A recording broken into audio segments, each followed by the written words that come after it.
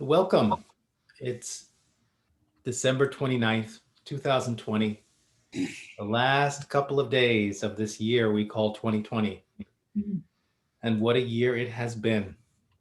And it's been a real honor and a pleasure um, to be journeying with you in this process of the community we are creating for reviving the global heart.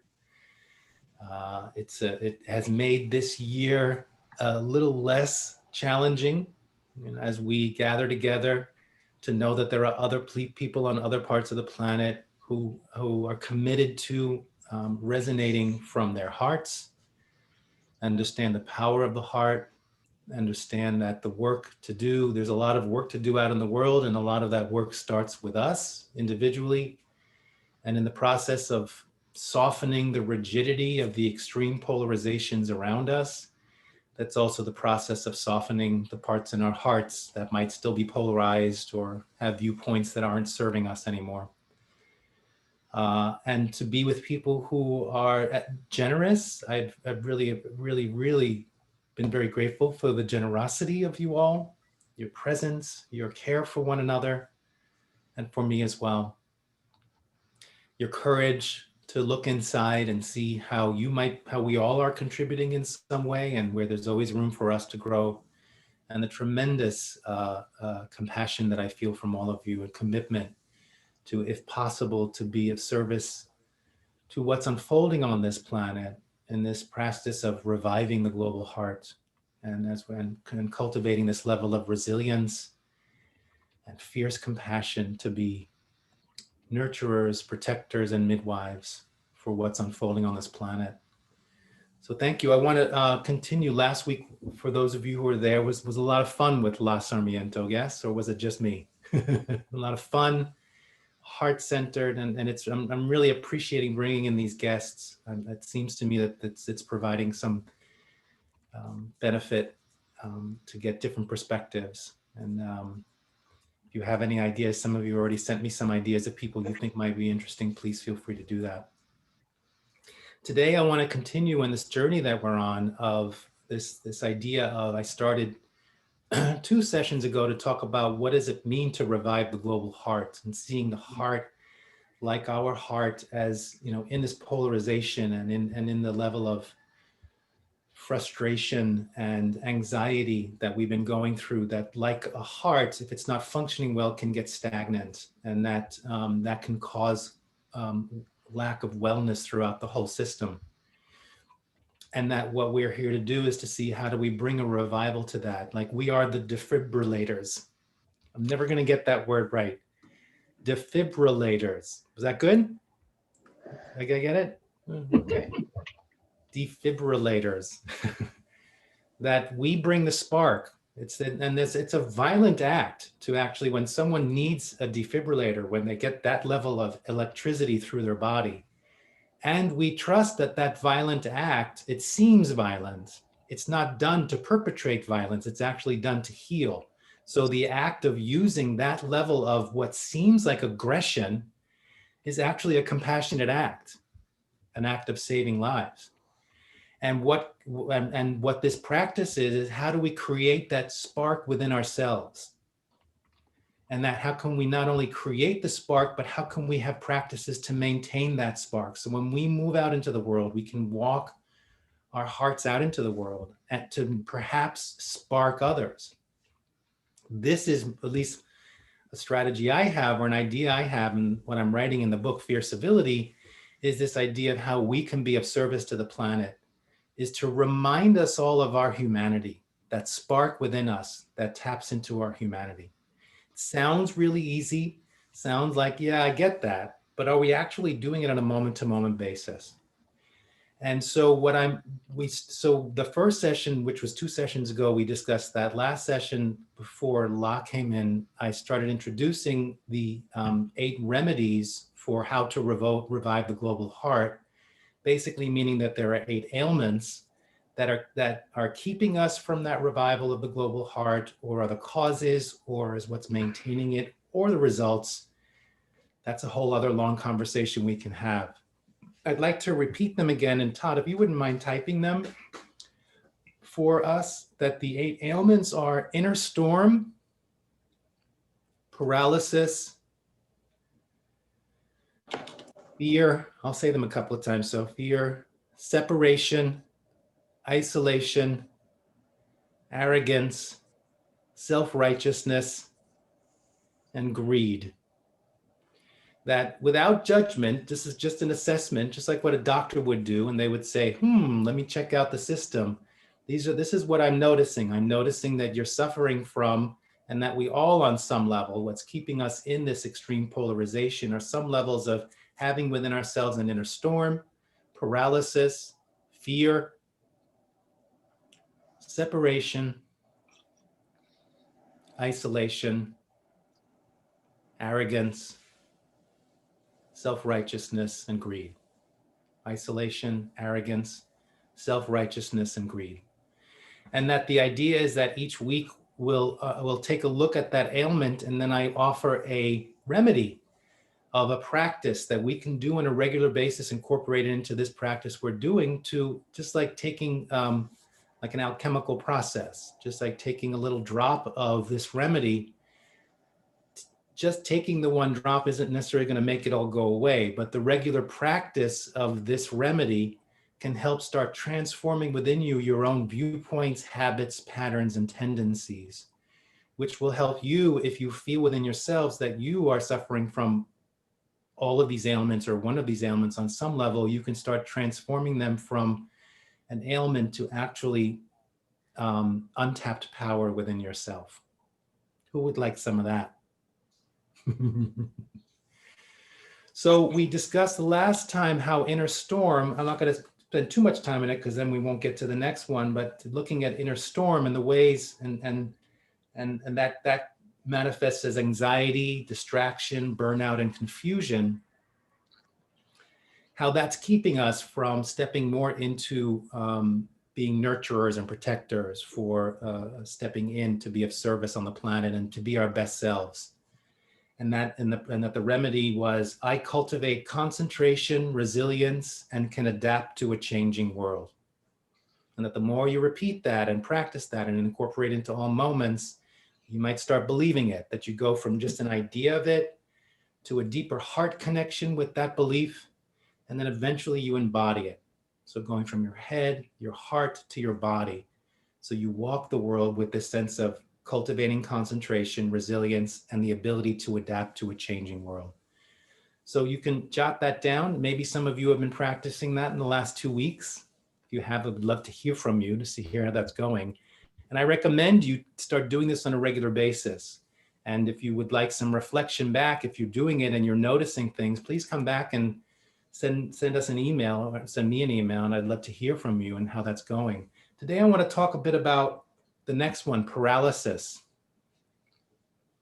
How is paralysis affecting each one of us?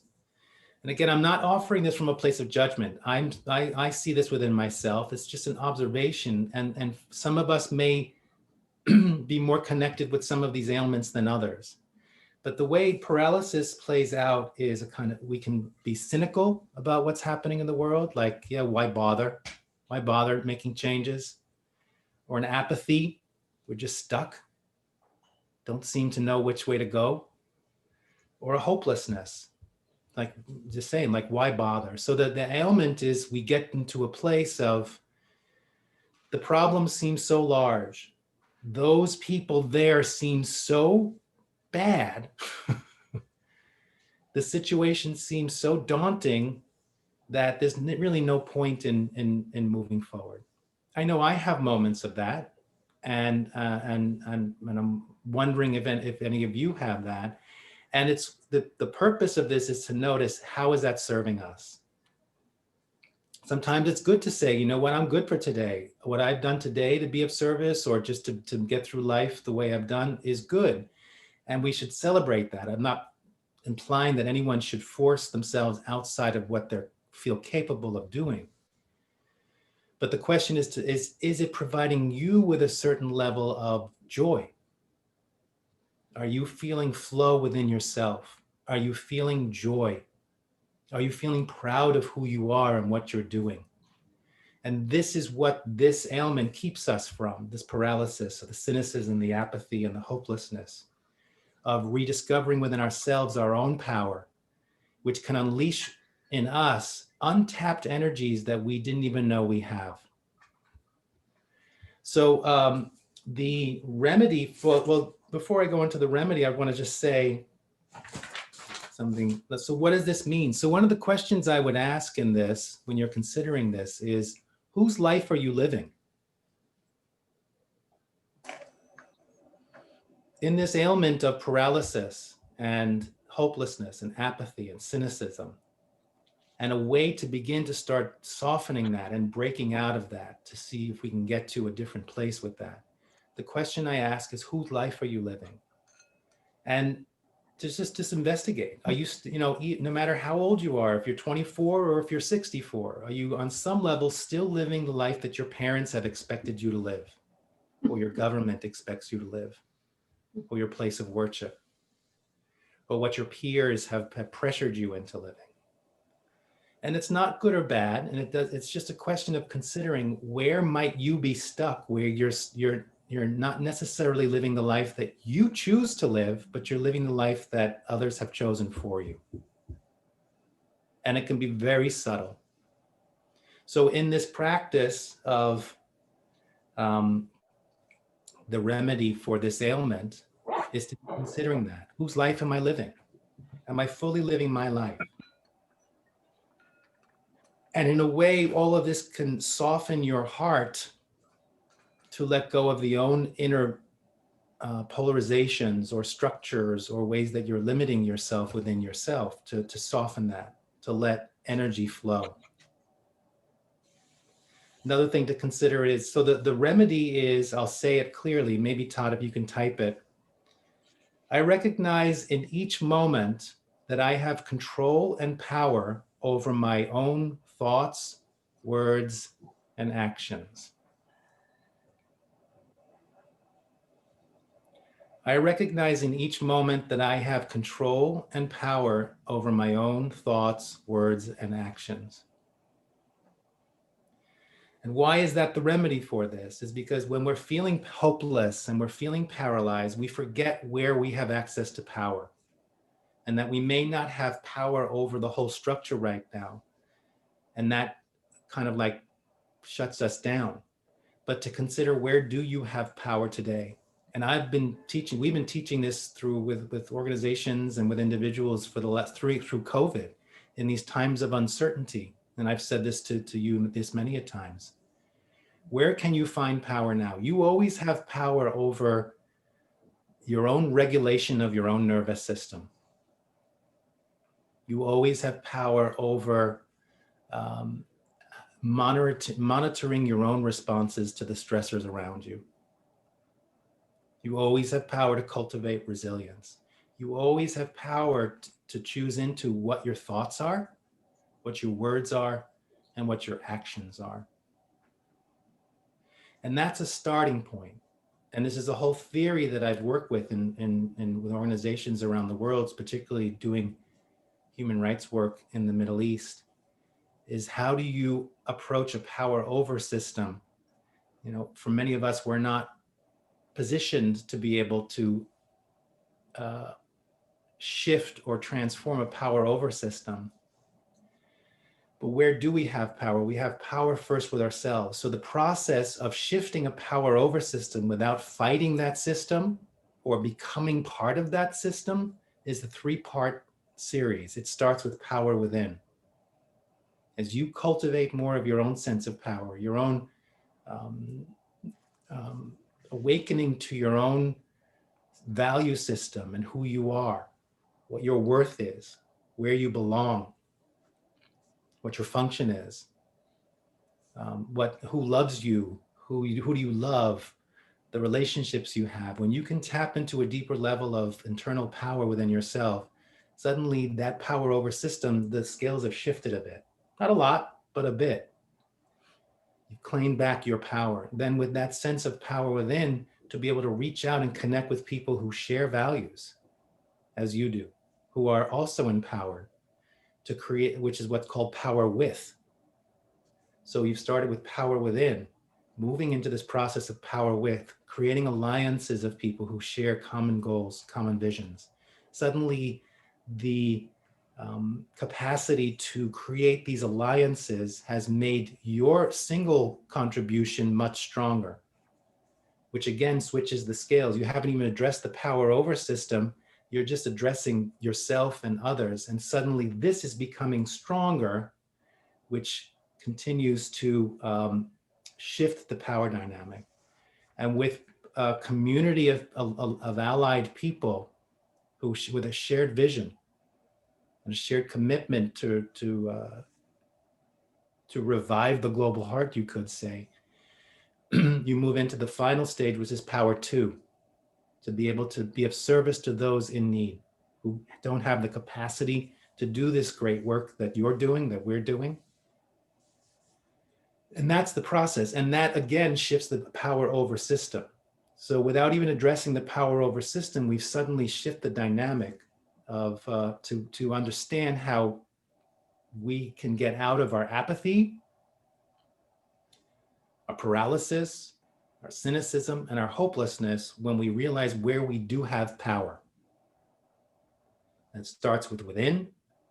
It starts power within to power with, making connections, from power with to power to start supporting others and stepping in to recognize within themselves their own power within.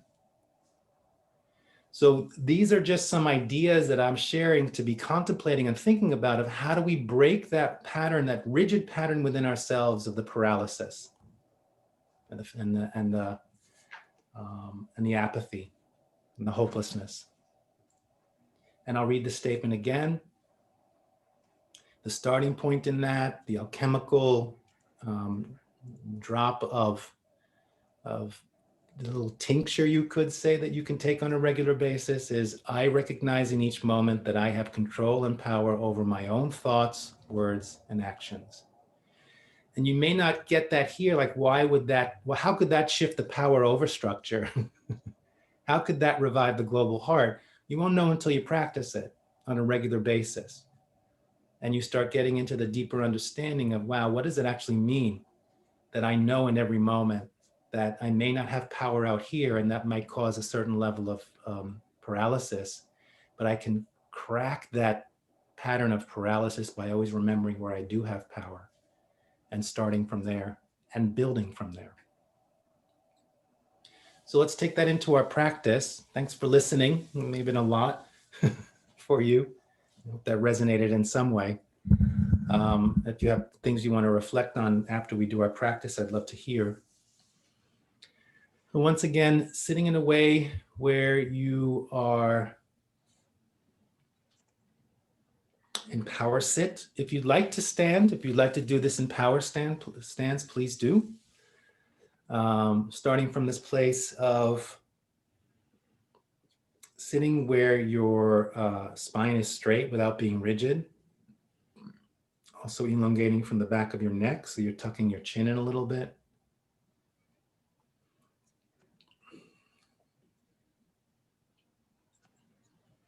Your jaw is relaxed, your shoulders are relaxed, your belly is relaxed.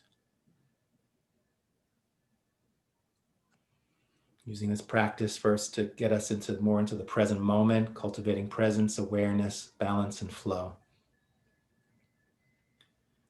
Bringing your attention now to your center, your core. In your lower belly, approximately the width of 3 fingers below your navel and 1/3 of the way into the body.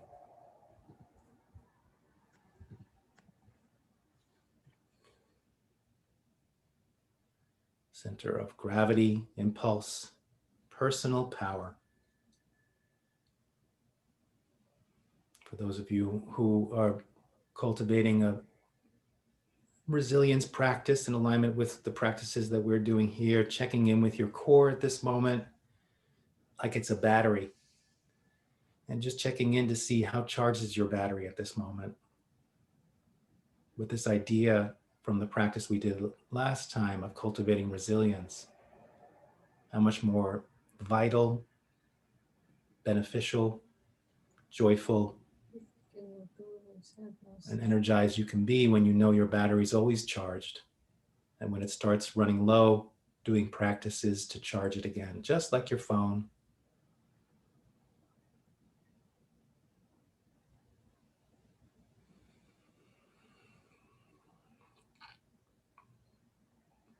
From your center, become aware of your contact points, parts of your body that are connecting with what you're sitting on, the floor.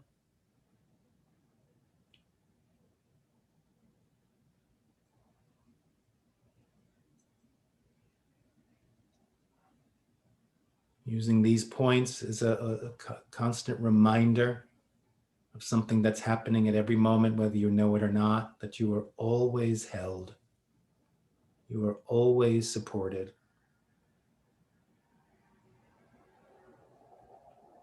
The more you trust that, yield to it, the more you drop into parts of yourself you may not even, you haven't been in contact with for a while.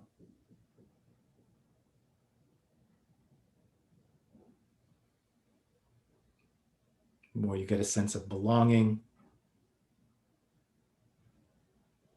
and stability.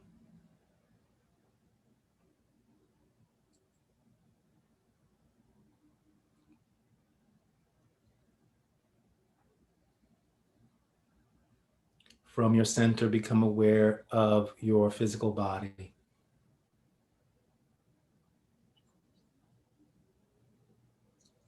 Just acknowledging with your physical body the capacity to act, to do, the power you have to move the body, cook some soup with your body, hug somebody, probably more so in non-COVID times. Give a helping hand.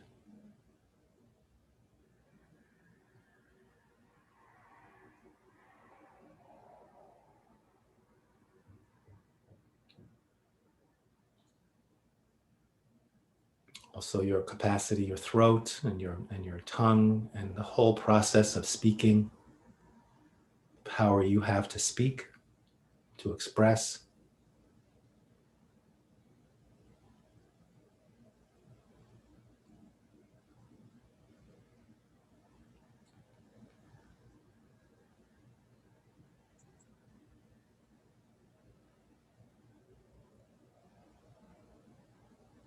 From your center, become aware of your emotional body. Adding that, the power to feel, the power of emotion, empathy.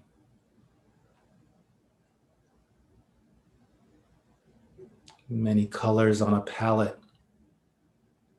of emotion that you have at your disposal.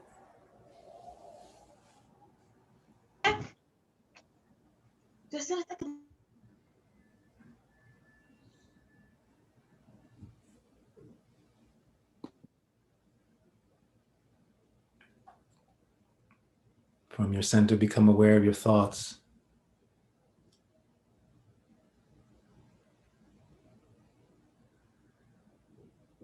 Thinking about the enormity of the power you have to think, how much you do that.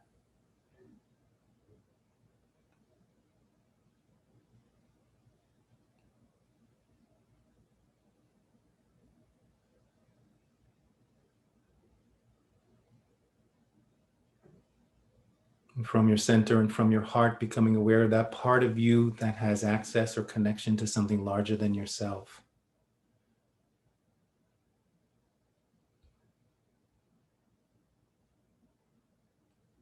And from that part of you, connecting with that which is larger than yourself, whatever that means for you. Recognizing in this moment, how much access do you have to that sense of what is larger than yourself. Allowing energy to flow and emotions to flow.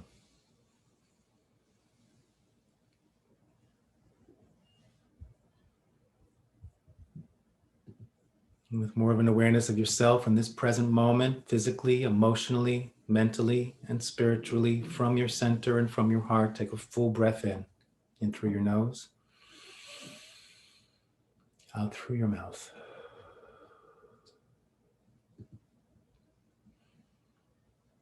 And from your center and from your heart, with more of an awareness of yourself in this present moment, accessing in a more specific way that in any given moment, how much power you have access to through your thoughts, your words, and your actions, and your feelings. From your center and from your heart, become aware of your surroundings in all directions.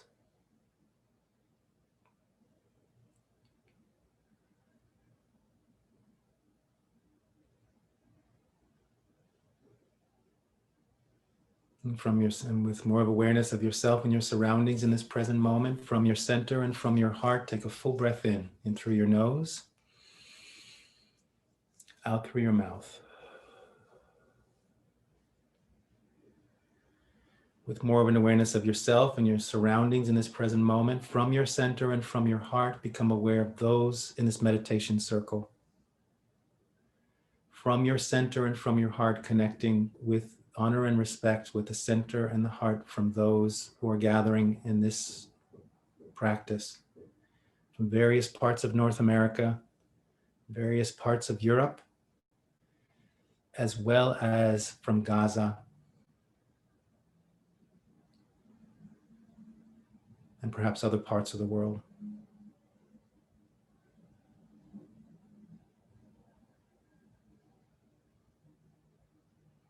And considering as we sit here in community, from power within, we bring our shared power, we bring our power, and imagine our shared power, our own thoughts, our own words, our own actions.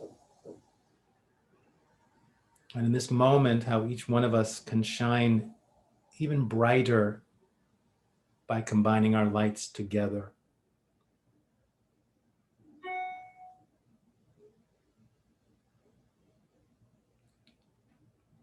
With more of an awareness of yourself, your surroundings, and those in this meditation circle, from your center and from your heart, take a full breath in.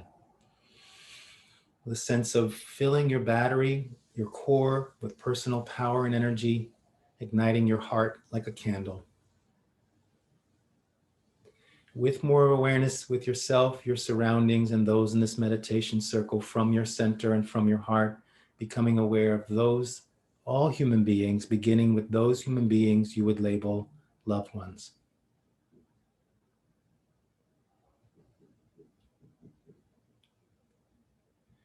Who arises in your heart? What faces do you see? Groups of people? How many? And as you stand face to face with them, as you look into their eyes and they look into your eyes, just imagine reciting to them, I recognize in each moment that I have control over and power over my own thoughts, words, and actions. Just notice what arises in your heart when you think that or say that. How that influences those that you're standing with. And that they nod and receive. They receive your message. When you say, I recognize in each moment that I have control and power over my own thoughts, words, and actions. And from your center and from your heart, becoming aware of those human beings that you would label stranger. Who arises in your heart? What faces do you see?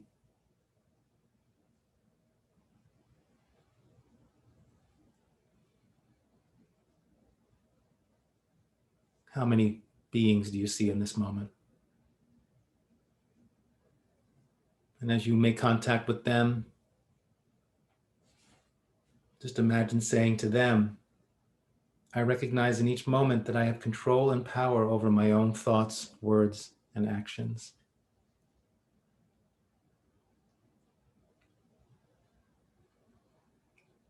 And they nod with acknowledgement as they receive your message.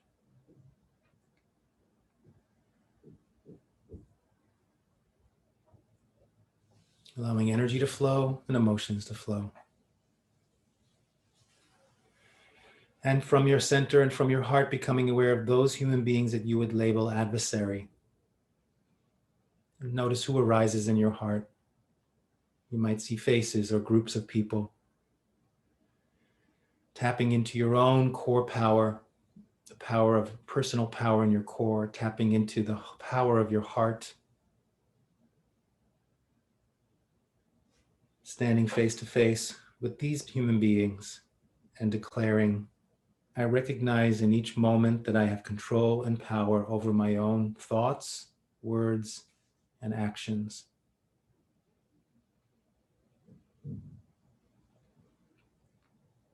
And notice that they nod as they receive your message. If you feel that the light in your heart is wavering because of this, always remember you can rely on those in this meditation circle to reignite your light, reignite your heart. Power in this group, power with.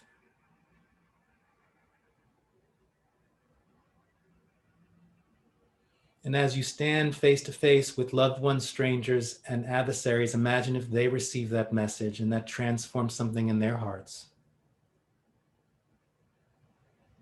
That they found an internal power within themselves in their hearts.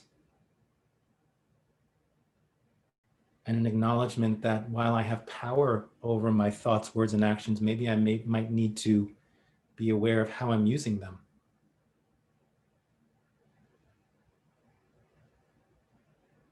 With power comes great responsibility, says our dear friend, Uncle Ben.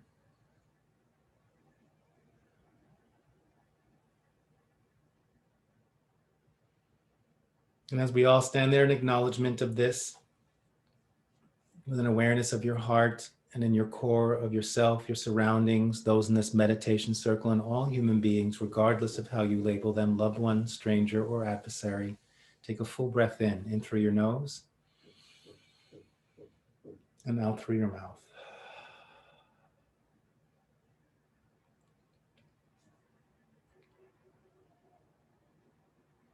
Noticing the effects of the practice so far, letting that flow through you, into your heart, into your core.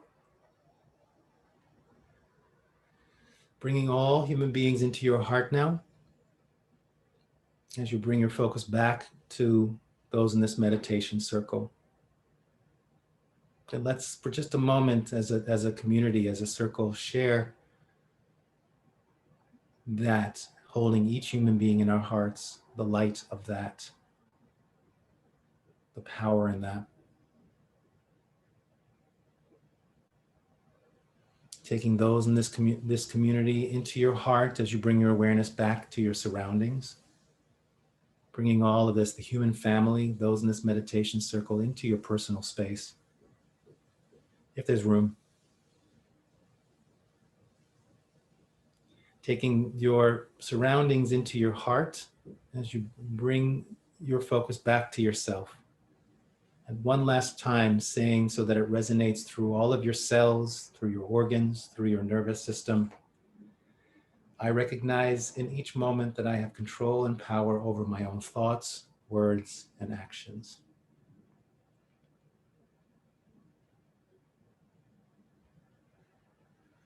Remembering the state of being you're in now.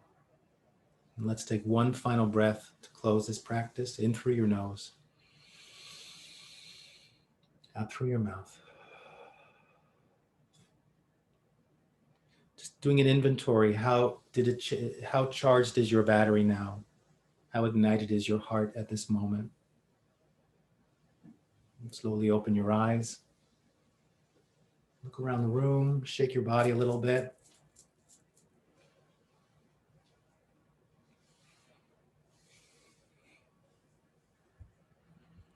So we started with a motivation, we did our practice, and now we have time to reflect. So if there's anything you want to say about the things or questions about what I brought up or about the practice, I want to say, Ben, it's great to see you. It's been a while. It's really lovely to see you. Haitham, it's wonderful Haitham is one of our certified respectful confrontation trainers in the Gaza Strip. Great to see you here. Some of you have met him already. Palestine, Gaza Strip. Palestine, yes. Yes. Good to see you here. I saw was it your son? I saw your son for a moment in your child? It's Aline. Aline? It's name Aline. Okay. Aline. Aline, okay. Good to see them. Yes, it's name Aline. It's a girl. Oh, girl, okay. Okay. Thank you. So does anybody want to share what your experience was or what's on your heart at this moment?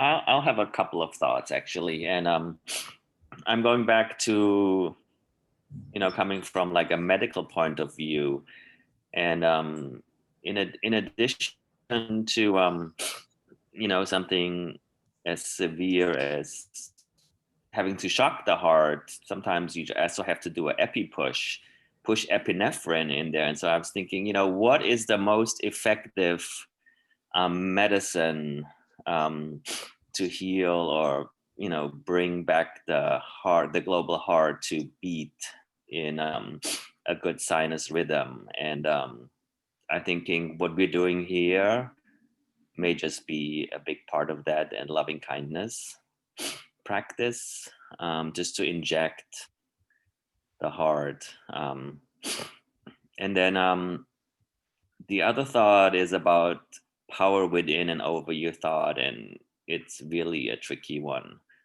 for me, considering childhood trauma and just general trauma. So it's a lot of work to do.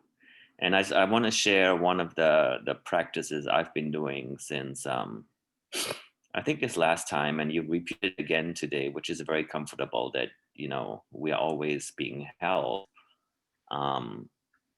So it's a practice of embodiment where I just become aware of actually how much space my physical body takes up, and my energetic body around it, and just spending time in that, and just being aware actually how big we are in some sense. Beautiful, Chris. Thank you. I love the idea of we're injecting loving kindness, as we're injecting heart into the World Wide Web and into the global system, into the global heart. And what you're speaking to is exactly what this is. I'm just to clarify, I'm not claiming to say that we all can say, yes, I have power over my thoughts, words, and actions. It's a practice.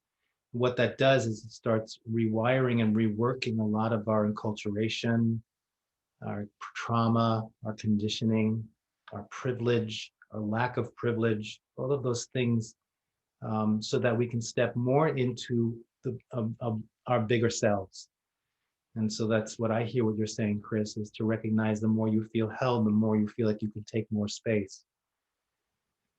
And what a world it would be when people who have been disenfranchised or have been it's been beaten out of them to take space, to suddenly find their path to claiming their own space and their own power as a starting point. Thank you. Hello, Alim.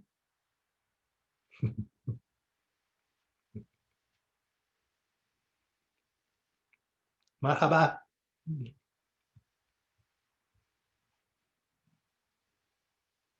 Anybody else want to share?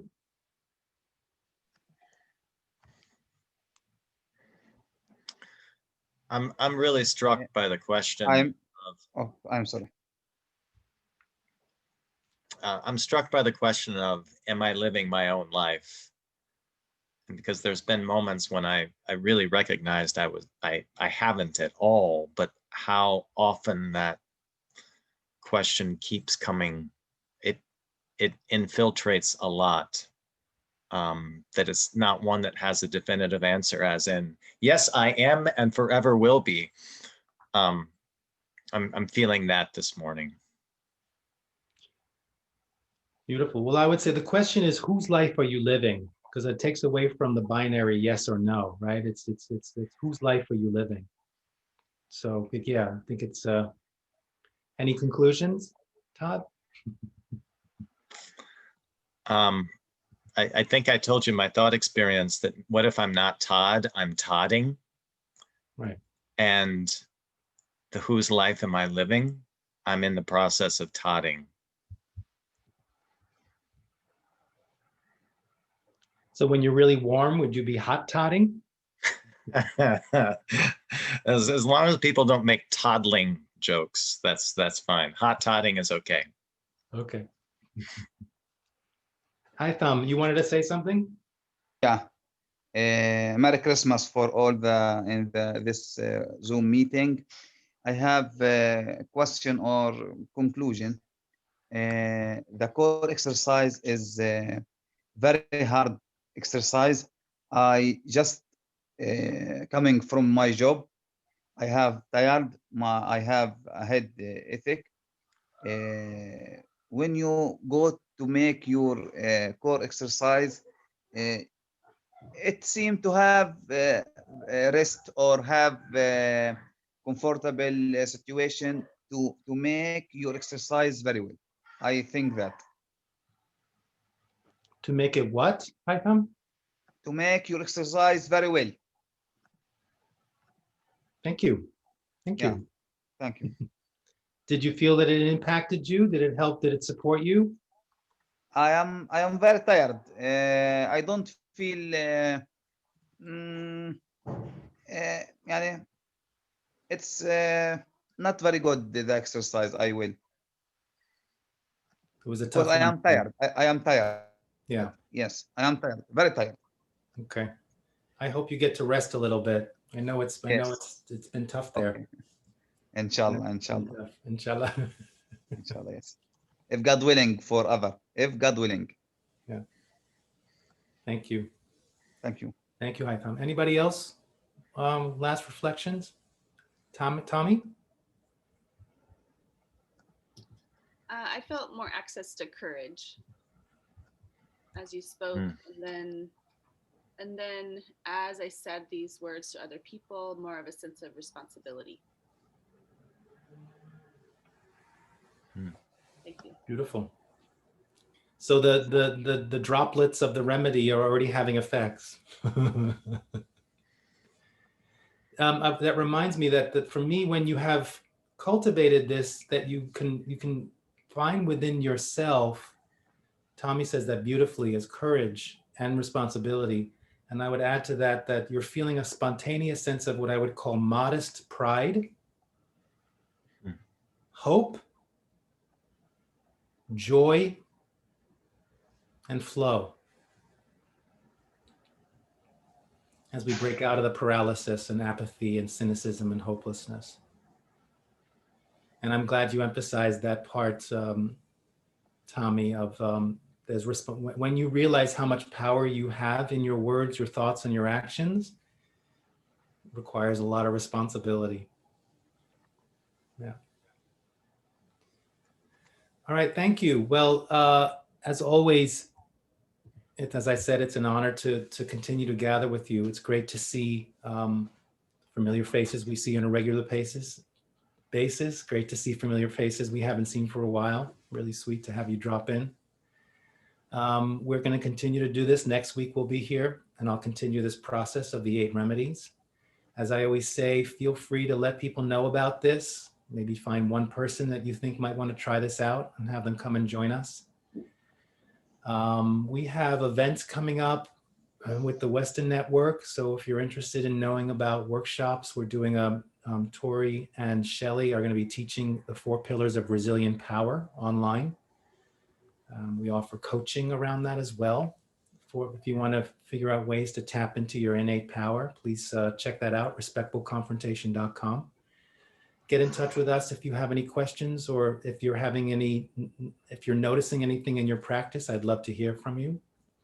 And as always, we offer this free of charge, but that we do accept donations. If you're feeling the generosity in your heart from what you've received from this practice, if you want to offer something.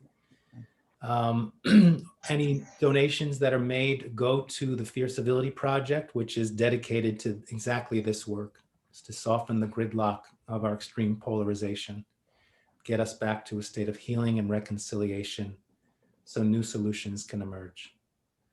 So thank you all. Let's dedicate these energies to that purpose. May we find our path, and as we hopefully come out of this 2020 year more resilient, powerful, compassionate, understanding our interdependence and interconnectedness with all. May we all step into a deeper level of being part of the process of healing and reconciliation, of unifying, and being midwives for what is being beautifully birthed on this planet at this moment. May all beings on this planet have enough fresh water to drink and food to eat. May all governments and leaders govern from a place of wisdom as opposed to greed and fear. Okay, thank you. Thank you all who joined. Hi, Thom, go to sleep, go take a rest. And see you next week. Happy New Year, everyone. Happy New Year, everyone. Happy New Year, everyone. Yes. Thank Happy New Year. Happy New Year.